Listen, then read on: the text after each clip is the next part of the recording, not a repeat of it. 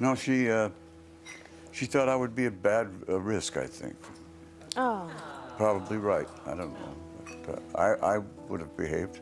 Burt Reynolds and Dinah Shore were two huge stars who once shared a love that seemed impossible to forget. Years later, they were brought together again on television for what was supposed to be a happy celebration of Burt's career. Instead, the final moments became one of the saddest moments in TV history. Burt suddenly turned his attention toward Dinah, leaving her visibly surprised. Then came a request that changed the mood of the entire evening. In front of a room full of famous guests, the past between them seemed to return for one brief moment. But what really happened between Burt Reynolds and Dinah Shore that night? Join us to find out. The moment nobody expected. Near the very end of the special, Burt Reynolds was standing before the audience, trying to find the right words to thank everyone who had come to celebrate his career. He spoke about the people who had changed his life and the good and bad experiences that had shaped him. Then Burt noticed Dinah Shore sitting among the guests. Without warning, he asked if she would come up and sing him a song. The request seemed to catch Dinah completely off guard. She had not prepared anything for the moment, and the camera quickly captured her surprised reaction. Burt continued speaking as the audience waited. He explained that there was one woman who had always taught him the meaning of class. He described her as a wonderful woman and his best friend. Then he asked Dinah to come up. Dinah made her way forward, while Jack Lemmon prepared to play the piano. There was no elaborate performance waiting behind the scenes. Burt had simply decided, in the middle of his speech, that he wanted Dinah to be part of the celebration. With Jack Lemmon at the piano, Dinah began The Glory of Love. The room now had a completely different feeling. What had started as Burt's celebration had become a quiet moment between two people who shared a long history. Dinah carried the song through to the end, giving the unexpected request the kind of performance only she could provide. Burt remained nearby as she finished, and the moment became one of the most striking parts of the entire special. Only then does the history between them make the scene easier to understand. Burt and Dinah had once been deeply in love. Their relationship had begun in the early 1970s after Burt appeared on Dinah's television program. Despite their large age difference, they became a couple and remained together for several years. Their romance eventually ended in the middle of the 1970s, but the end of their relationship did not mean the end of their friendship. They remained close and continued to care about each other. That history was sitting quietly behind the performance. Burt was not asking a random guest to come on stage. He was asking someone who had once shared a major part of his life and who was still one of his closest friends. That is what makes the moment stand out. The special was supposed to celebrate Burt's 25 years as an actor. Famous movie and television stars had gathered to honor him, and the evening had already included several performances. Yet, at the very end, Burt turned his attention to Dinah. She had not been prepared for the request, but she accepted it. Jack Lemmon played the piano, and Dinah gave Burt The Glory of Love. Afterward, the meaning of the moment becomes clear. Their relationship had not ended because the two stopped caring about each other. Their lives had simply moved in different directions, and the future Burt wanted was not one Dinah felt she could share with him. When Hollywood celebrated Burt Reynolds, Sunday, December 13th, 1981, was the night All-Star Party originally aired on CBS. It was meant to be a special celebration for one of Hollywood's biggest stars, but by the time the evening came to an end, the mood felt much sadder than expected. The show was created as an all-star party for Burt Reynolds, bringing together a long list of major movie and television stars. They had gathered to celebrate Reynolds and his 25 years as an actor. They were also there to recognize his place as one of the biggest box office draws of his time. From the beginning, it was clear that this was not an ordinary television special. So many well-known stars were there that the entire evening felt like a huge Hollywood gathering. The focus was on Burt Reynolds, his long career, and the success he had achieved over the years. There were plenty of fun moments throughout the show. One of the biggest highlights was Dolly Parton's performance. She performed a song that she had written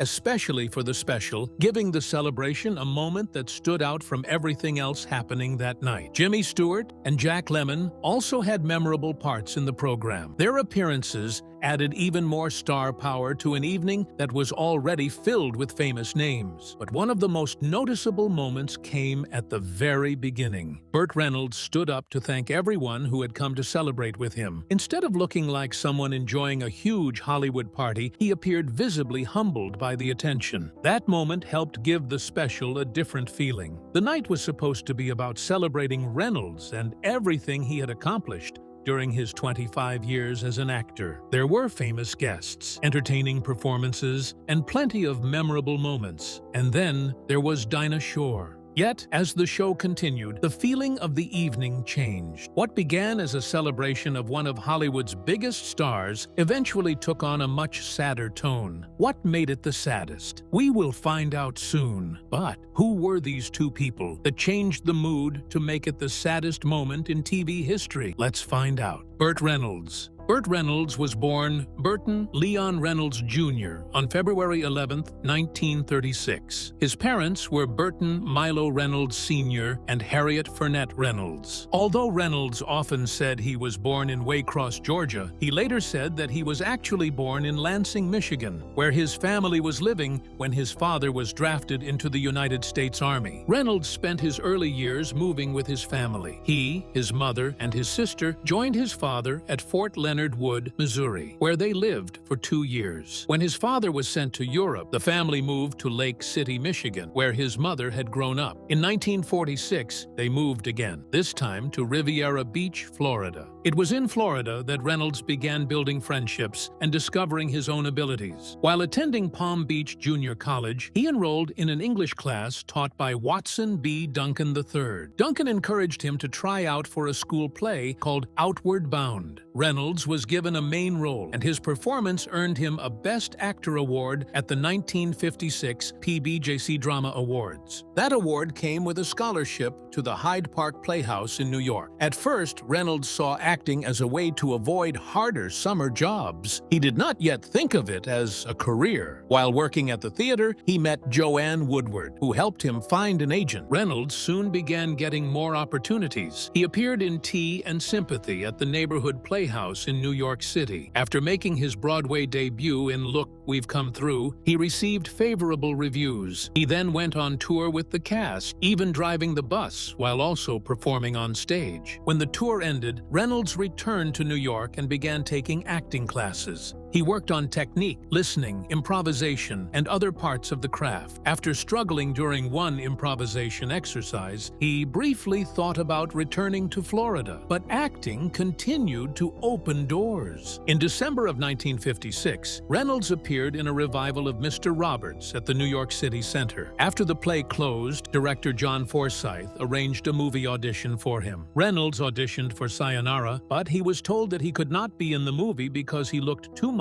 like Marlon Brando. He was advised to go to Hollywood, although Reynolds did not feel ready. The road was still difficult. Reynolds worked several jobs while trying to establish himself as an actor. He waited tables, washed dishes, drove a delivery truck, and worked as a bouncer. He even worked as a dock worker. At the same time, he began appearing on television, taking guest roles in shows including Flight, M Squad, Schlitz Playhouse, The Lawless Years, and Pony Express. He eventually signed a 7-year contract with Universal Studios. His first major television opportunity came with Riverboat, where he played Ben Fraser, the boat's pilot. The series ran for 2 seasons, but Reynolds left after 20 episodes because he did not get along with some of the people involved and disliked his role. Leaving the series made things harder for him. Reynolds later said he struggled to find work because of his decision to walk away from a network television show. Then came Gunsmoke. In 1962, Reynolds was chosen from more than 300 actors to play Quint Asper, a new character on the popular television series. He stayed with the show until 1965. Reynolds later described his time on Gunsmoke as the happiest period of his life. He hated leaving, but believed he had learned what he needed and that there was not enough room for 2 leading men. After leaving the series, Reynolds moved between television and movies. He appeared in Operation CYA, his first leading movie role, and also guest starred on Flipper, the FBI, and 12 O'Clock High. He later starred in Hawk, playing Native American detective John Hawk. The series lasted 17 episodes before it was canceled. Reynolds also appeared in movies such as Navajo Joe, Shark, Impasse, Sam Whiskey, and 100 Rifles. He was beginning to build a larger name, but he still wanted better and more serious roles. In 1970, he became the star of Dan August, a television police drama produced by Quinn Martin. The series received a full season order of 26 episodes, but struggled against Hawaii Five-0 and was not renewed. During this period, Reynolds was also becoming extremely popular as a talk show guest. He appeared on The Merv Griffin Show and became known for making fun of himself. His relaxed personality made him a favorite with audiences, and he was frequently invited back by Merv Griffin and Johnny Carson. He even guest-hosted The Tonight Show. Then his career changed. In 1976, Reynolds made his directing debut with Gator, the sequel to White Lightning. He enjoyed directing and believed it was something he was especially good at. He later directed The End in 1978. But his biggest success came with Smokey and the Bandit in 1977. The car chase comedy became the biggest success of his career. Reynolds followed it with Semi-Tough and then Hooper, another popular movie made with Hal Needham and Sally Field. For a time, Reynolds was one of the biggest stars in Hollywood. His name was strongly connected with comedy, action, cars, and his confident screen presence. Years later, he took on a very different role in Boogie Nights. In 1997, Reynolds played a porn film director in the successful movie. The role was widely praised and became a major comeback for him. He received 12 acting awards and 3 nominations for the performance, including his first and only Academy Award nomination for Best Supporting Actor. After decades of struggling television work, movie roles, directing, and major success, Burt Reynolds had reached another important point in his career. The actor who had once been told he looked too much like Marlon Brando had built a career that became unmistakably his own. Dinah Shore. Dinah Shore was born Frances Rose Shore on February 29, 1916, in Winchester, Tennessee. She grew up in a Jewish family with Russian immigrant parents, Anna and Solomon Shore. She had an older sister named Elizabeth, who was 8 years older. When Dinah was only 18 months old, she became sick with polio. Her mother took care of her and gave her regular massages and exercises. Dinah recovered, but the illness left her with a deformed foot and a limp. Even as a young child, however, she loved singing. Her mother, who had once hoped to become an opera singer, encouraged her to keep singing. Her father also enjoyed showing off her talent and often took her to his store where she would sing for customers. In 1924, the family moved to McMinnville, Tennessee, after her father opened a department store there. By the time Dinah reached 5th grade, the family had moved again, this time to Nashville. She continued her education there and became involved in school activities. Although she was shy about her limp, she took part in sports and became a cheerleader at Hume Fogg High School. When Dinah was 16, her mother suddenly passed away from a heart attack.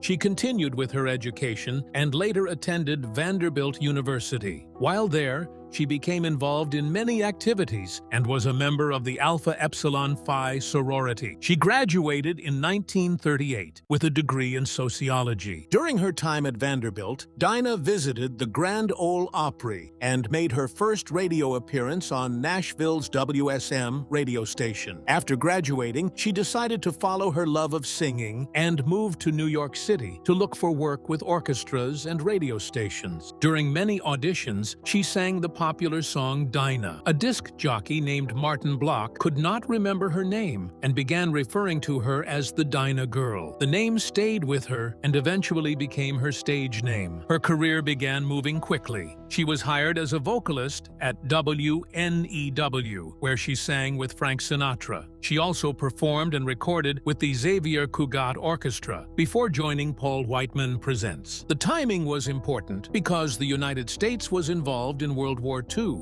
Dinah became especially popular with American troops. Her recordings also became successful. Songs such as Blues in the Night, Jim, You'd Be So Nice to Come Home To, and I'll Walk Alone helped make her a major singing star. I'll Walk Alone became her first #1 hit, while Blues in the Night sold more than 1 million copies. During the 1940s, Dinah continued appearing on radio programs, including the Bird's Eye Open House and Ford Radio Show. In 1946, she moved to Columbia Records, where she enjoyed some of the biggest recording success of her career. Her first Columbia releases were Shoe Fly Pie and Apple Pan Dowdy. Then came Buttons and Bows, which became the most popular song of 1948 and remained at #1 for 10 weeks. It also became her second million-selling record. Other successful recordings followed, including The Gypsy and the Anniversary Song. Dinah also became a major radio personality. She had her own program,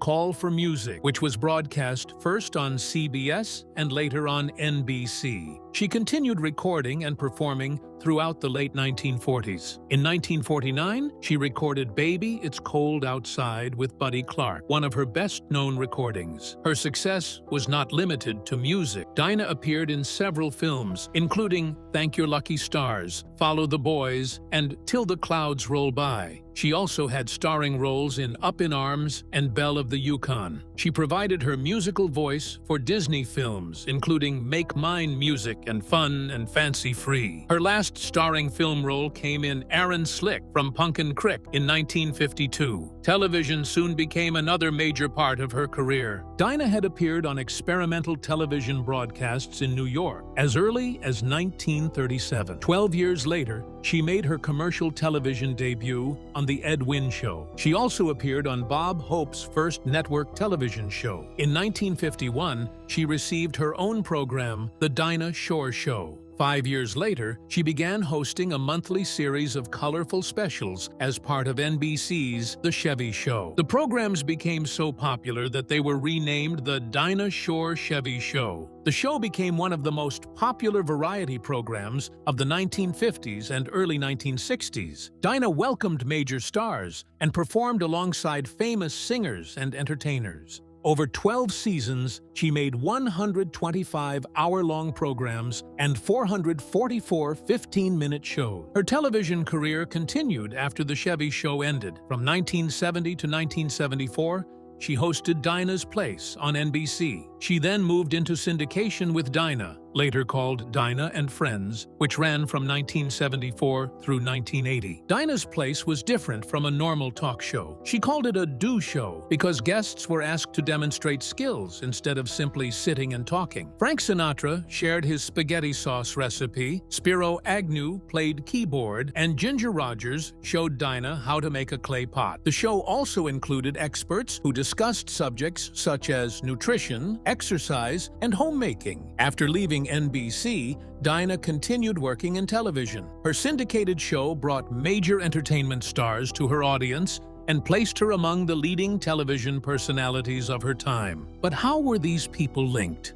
What was their love like? Stay with us, a love that lasted. Burt Reynolds first met Dinah Shore when he appeared on her television program, Dinah's Place, in 1970. Burt was much younger than Dinah, with a 20-year age difference between them. Still, the age gap did not stop Burt from becoming interested in her almost immediately. After appearing on her show, Burt suddenly invited Dinah to spend the weekend with him in Palm Springs. Dinah was 53 at the time and had already been married and divorced twice. She turned down his invitation, but Burt did not give up easily. Sometime later, the two finally met again in Chicago, and their relationship began to grow. Their romance became one of the better-known relationships in Burt's personal life, but the two tried to keep it private. Both were already major stars, so they knew that their relationship could easily attract attention. Instead of making their romance a public show, they preferred spending time together in quieter ways. One thing they shared was a love of tennis.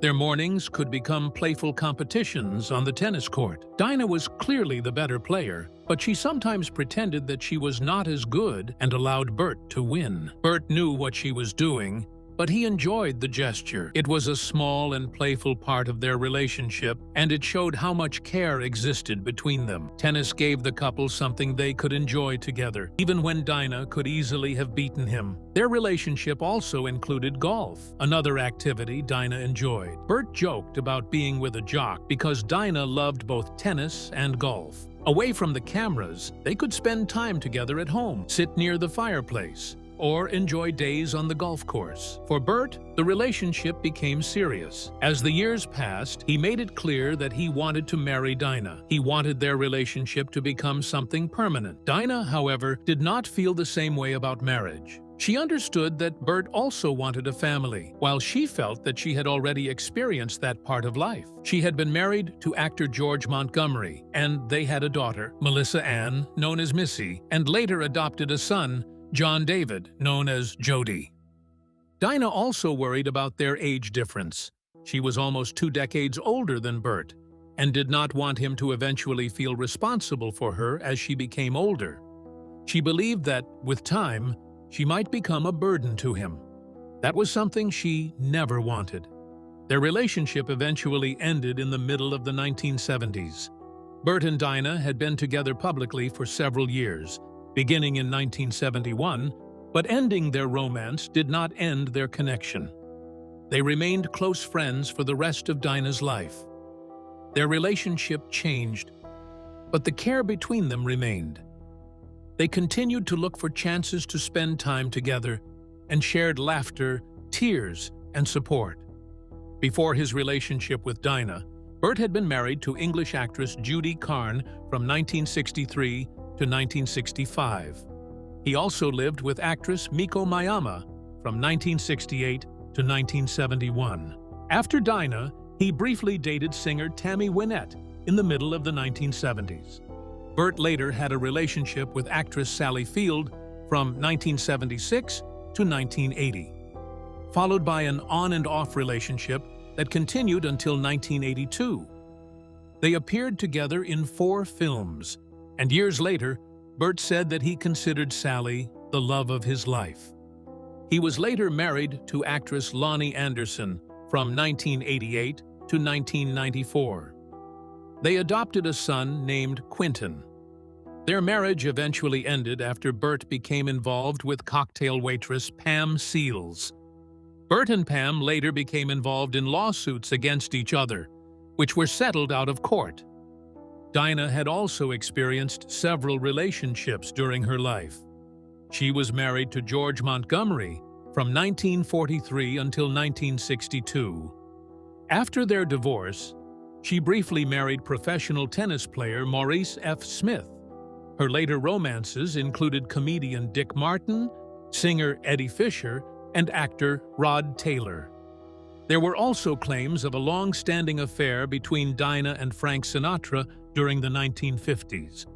But among Dinah's relationships, her connection with Burt remained especially lasting because their friendship continued even after their romance ended. They had started with a chance meeting on television, followed by an unexpected invitation and another meeting in Chicago. Now, let's get back to the show. So what happened at that party that made it the saddest moment? Let's dive in. The legacy they left behind.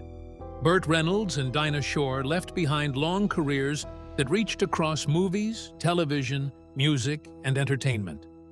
They became famous in different ways, but both built careers that remained important to audiences long after their time in the spotlight. Burt became one of the biggest stars of his generation, while Dinah became a successful singer, actress, and television host. Their work gave them lasting places in entertainment history. But their personal connection created another part of their story. Burt passed away from a heart attack at Jupiter Medical Center in Jupiter, Florida, on September 6, 2018, at the age of 82. 12 days later, his former wife, Lonnie Anderson, and their son, Quentin, held a private memorial service for him at a funeral home in North Palm Beach, Florida. Those who attended included Sally Field, Florida State football coach Bobby Bowden, Lee Corso, and quarterback Doug Flutie. Burt was cremated, and his ashes were given to his niece, Nancy Lee Brown Hess. Burt was later interred at Hollywood Forever Cemetery on February 11, 2021. In September of that same year, a bronze bust of him was placed at the cemetery. His death also brought renewed attention to his career and the work he had left behind. On the day he passed away, Antenna TV aired an episode of The Tonight Show starring Johnny Carson from February 11, 1982, featuring an interview with Reynolds and a "This Is Your Lifestyle" segment about him. His connection to Georgia was also remembered after his death.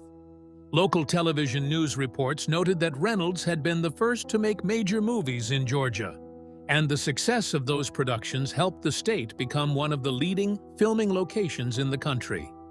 The Florida State football team also honored him during the rest of the 2018 season by wearing helmet decals inspired by the license plate from Smokey and the Bandit, along with Reynolds' signature. His niece, Nancy Lee Hess, later produced a biography and documentary about him in 2020. Dinah Shore had already built a remarkable legacy of her own before her death.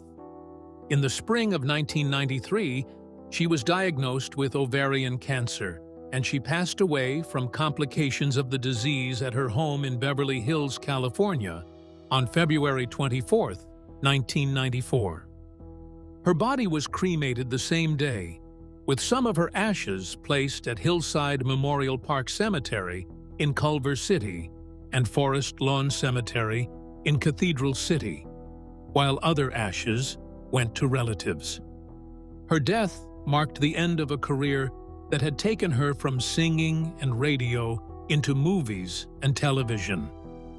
Dinah continued to be remembered through places and honors connected to her life and career. A street named after her runs through Palm Springs, Cathedral City, and Rancho Mirage, California, while her hometown of Winchester, Tennessee, honored her with Dinah Shore Boulevard. In 1989, she received the Golden Plate Award of the American Academy of Achievement. In 1991, she was inducted into the Television Hall of Fame, and in 1996, a Golden Palm Star dedicated to her was placed on the Palm Springs Walk of Stars. The careers of Burt and Dinah gave them both lasting recognition, but their greatest legacy was something more personal. They had once been deeply in love, yet their relationship eventually ended because they wanted different things from the future. Burt wanted children, while Dinah did not believe she could give him the family he wanted, and their relationship could not continue as Burt had hoped. Even after their romance ended, however, they remained close friends for the rest of Dinah's life. That friendship showed that the end of a romance did not have to mean the end of a meaningful relationship. Burt and Dinah continued to find opportunities to spend time together and remained supportive of each other. Their connection was especially clear during Burt's special, when he unexpectedly asked Dinah to come forward and sing for him. The request brought their shared history into the room without either of them needing to explain what they had once meant to each other. Their story did not have the ending of a traditional love story. They did not marry, and they did not build the family Burt had hoped for together. But they found another way to remain important parts of each other's lives. Their romance changed into a lasting friendship that survived the years and remained strong until Dinah's death. While their careers left behind awards, memorials, television programs, movies, recordings, and other reminders, their relationship left something more personal. Burt and Dinah showed that two people can lose their romantic relationship without losing the care and respect that brought them together in the first place. Their lives eventually went in different directions, but they continued to share a bond that lasted far beyond their time as a couple. Burt's unexpected request for Dinah to sing near the end of his special became a fitting reminder of that connection. In the end, their greatest legacy was not simply what they achieved separately, but the love and friendship they managed to keep alive between them. If you enjoyed this video, like and subscribe, and also click the next video shown on your screen.